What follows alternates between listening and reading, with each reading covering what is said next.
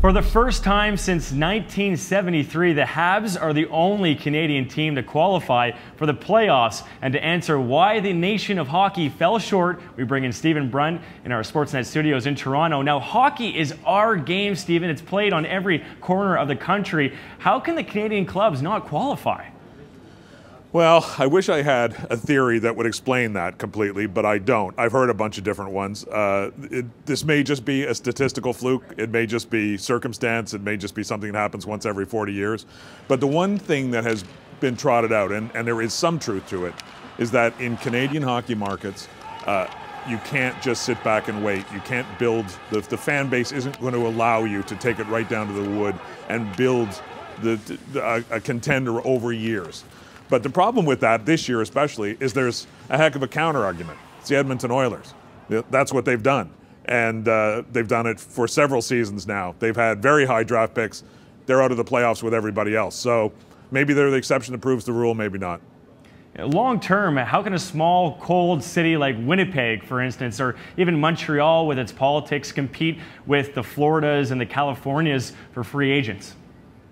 It's tricky. There are hockey players who want to play in places where people care about hockey, so that might be one thing that you say. Look, come to a place where it's religion, where it's the life blood of a city, like it is in Montreal, or like it is in Winnipeg, or Toronto, or Calgary, or Edmonton, or Vancouver.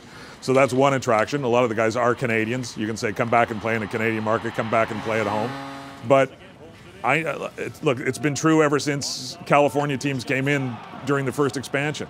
There are guys who like to play in warm weather cities, and there are guys who like to be a little bit away from the spotlight. And you can do that. You can disappear in Los Angeles as a hockey player after the game.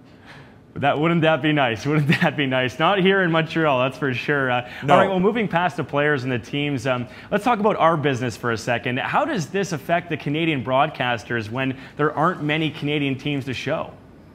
Well, it doesn't help. You know, it hurts. You really you want those hometown rooting interests. You want a Canadian story heading towards the finals. And this year, there is only one Canadian story. So if we wind up, we could wind up with a classic original six matchup in the final. We had that last year. That's kind of compelling. You could have a very entertaining team there. You could have star power in there with a guy like Sidney Crosby.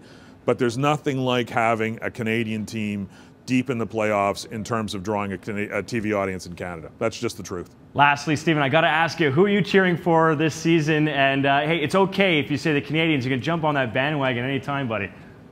Yeah, I mean, I'm okay with the Canadiens, and I like them better than I used to as a kid. But look, my actual rooting interest here, I know I'm standing in Toronto, but ever since I was a kid, I've rooted for the Detroit Red Wings, because back in the day in Hamilton, Ontario, where I grew up, they had a junior team there, and there are a lot of Red Wing fans. So, and they're kind of the plucky underdogs this year because they just scraped into the playoffs, had terrible injuries. So until they're out, that's who I'm cheering for. All right, Stephen, I'm sticking with your first answer, though. You're a Habs fan, okay? You're a Habs fan this postseason. Once Detroit's out, I'll be a Habs fan. How about that? All right, we'll see you next week. We'll talk then.